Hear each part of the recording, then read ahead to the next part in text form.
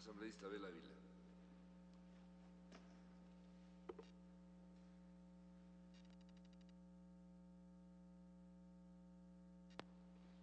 Muchas gracias, compañero presidente.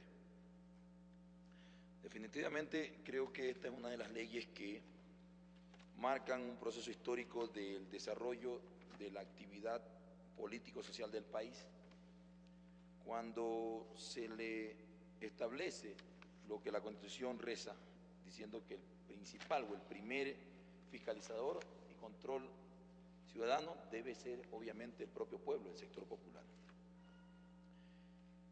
Creo que es importante insistir en la generación de los espacios de participación ciudadana y de control social en todos los aspectos que obviamente privilegien la toma de decisiones que debe tener los sectores populares, el ciudadano común, nuestra gente.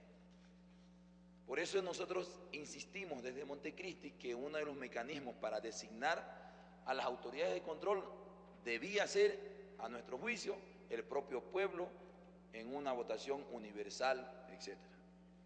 Desafortunadamente no pasó, ahora hay un método y un mecanismo que obviamente recoge la Constitución y que ahora en esta ley tenemos que herramientarla o desarrollarla. Esta ley obviamente tiene los objetivos, o los dos objetivos, por un lado estructurar la propia función y por otro lado normar y regular la participación ciudadana y el control social. Hay algunos aspectos que nos gustaría enunciar, pero vamos a hacer énfasis en algunos aspectos que nos parecen importantes. Por ejemplo, esta ley tiene a nuestro juicio que prever y establecer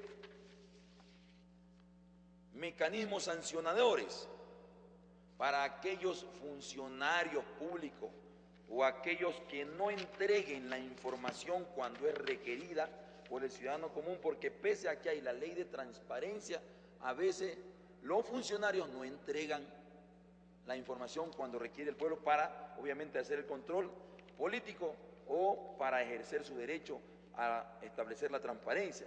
Por eso es que nos parece que esta ley, en el artículo 23, debe establecer las sanciones al funcionario de la administración pública y demás, incluso instituciones, y aquellos que no entregaren, establecer las multas equivalentes a remuneraciones, suspensión de funciones, hasta destitución del cargo. Nos parece que este es un elemento trascendental para que tenga peso la acción o el desarrollo de la transparencia a través del sector popular. Nos parece que tampoco no puede esta ley desconocer, como se está planteando aquí. Por un lado, desconocer las organizaciones naturales de la sociedad, es decir, organizaciones sociales, gremiales, comunitarias, sindicales, cabildos, etcétera. Son organizaciones que hay que reconocerlas en esta ley porque es la manera natural como nuestra sociedad se organiza y además la propia Constitución reza que se reconocerán la serie de organizaciones y obviamente será de libre arbitrio la posibilidad de organizarse. Pero se deja de lado esto. Las prácticas importantes de la sociedad, es decir, las asambleas populares, las asambleas barriales, entre otras, deben estar contempladas ahí para darle los parámetros de tal suerte que el pueblo se organice y tenga espacios de discusión, de deliberación y de proponer propuestas importantes. Porque miren, en lugar de darle prioridad a estas cosas que son más connaturales al ejercicio de la actividad social del pueblo cuando se organiza frente a un tema, se le da prevalencia a las veedurías ciudadanas. Si bien son importantes las veedurías ciudadanas, vamos a decir que no, pero estas no pueden estar por encima de la comunidad y de los sectores populares. No se debe confundir las veedurías, que muchas de ellas incluso tienen auspicios de ONG, con ayuda internacional, etcétera, con la participación activa de la ciudadanía y de sus propias organizaciones. Nos parece que esa inobservancia tiene la ley. Entre otras inobservancias, y yo quiero insistir en el hecho de que las leyes deben ceñirse básicamente a lo que dice el amparo constitucional. Se violenta la Constitución cuando se habla de que los directivos de partidos políticos y representantes de elección popular, hasta en 2 años, no pueden acceder a ser miembros de estos espacios. Esto raya en lo que ya hemos dicho, la igualdad ante la ley, porque imagínense, nosotros terminamos del ejercicio legislativo, aquellos que no fuimos electos, y entonces de aquí a 6, 7, 8 meses no podríamos participar en estos espacios, sobre pretexto de que ya hemos sido representantes populares. La igualdad ante la ley tiene que darle la prioridad para que todo ciudadano en el marco constitucional pueda acceder a estos espacios. Mas, sin embargo, se habla de que la política es un espacio del Señor. Los espacios son todos los ciudadanos y la participación tiene que ir en ese sentido. Nos parece que no podemos nosotros despolitizar al país. Necesitamos darle herramientas políticas, necesitamos politizar al pueblo, que el pueblo sepa cuál es el desarrollo de la filosofía política, sea de derecha, de izquierda, de centro, donde sea, pero no podemos nosotros con estas medidas generar el apoliticismo. Nos parece que eso es un error por parte de la Comisión cuando insiste en lo que ya cuestionamos cuando hablábamos de la propia designación en el reglamento del Consejo de Participación. Hay un elemento también importante en cuanto a los criterios de calificación. En el artículo 12, nos parece que deben ser claros y precisos, a fin de que no sean adoptados de manera arbitraria o personal por parte del Consejo Electoral. Por eso es que proponemos que incluso en estos aspectos tengan porcentajes claros, es decir, podemos poner la experiencia, trayectoria, liderazgo, la capacitación en temas de participación ciudadana, que corresponde a un 60%, la formación académica y premios y reconocimientos 20%, puntuación de una prueba 30%, es decir, darle estos parámetros claros, porque si no pueden los señores, a su criterio del Consejo Electoral, desarrollar una calificación.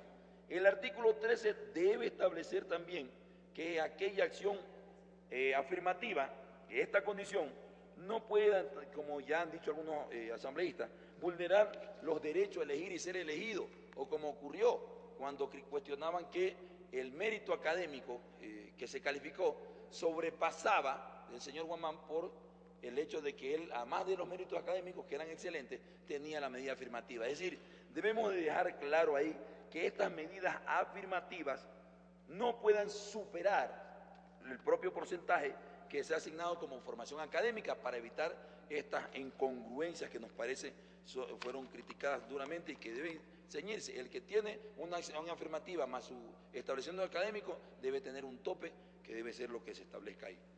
Además, nos parece también que hay que insistir en el numeral 4 del artículo 22. Hay que dejar también claro que estas entidades no tienen la facultad para organizar procesos de selección. El artículo 209 de la Constitución habla claramente de cuáles son las actividades que pueden desarrollar aquellos espacios. Es decir, el Consejo tiene la facultad para organizar las comisiones ciudadanas que serán encargadas de llevar a cabo, en los casos que les corresponde, el concurso de oposición en mérito, más no plantear la posibilidad de desarrollar los concursos del propio Consejo, que eso no es una acción que le corresponde a ellos. Nos parece que estas apreciaciones y una que nos parece también importante y hay que dejarla recalcada. La disposición transitoria primera, compañeros asambleístas, nosotros como bloque del MPE planteamos nuestro total desacuerdo con esa disposición transitoria, porque se pretende darle al actual Consejo la posibilidad que nombre a las autoridades de control. Esto no es ético a nuestro juicio, y obviamente que hay que cumplir lo que dice el artículo 109 de la Constitución, que ya lo hemos leído. Entonces, el Consejo de Participación tiene sus espacios, sus responsabilidades y sus acciones claramente establecidas ahí. Por lo tanto, debemos señalar que incluso el Consejo, que fue fruto de una acción de designación cuestionada, tiene que ratificarse en esa transitoria que una vez aprobada esta ley, este cuerpo legal, termina y cesa en sus funciones porque no tiene ninguna otra actividad que desarrollar. De tal suerte que una transitoria que le hemos de pasar por escrito, compañero presidente y compañero asambleísta, donde el Consejo de Participación transitorio permanecerá en sus funciones hasta que se promulgue la nueva ley que regule su organización. Los consejos y consejeros del Consejo de Transición no podrán presentarse al concurso de méritos y oposición para conformar el nuevo Consejo de Participación y tampoco podrán ser miembros de las comisiones seleccionadoras. Esto con el afán de evitar que cuestionen éticamente a la ley y obviamente que se arroguen funciones que no están contempladas en la Constitución. Eso es nuestro aporte, querido presidente, compañeros asambleístas.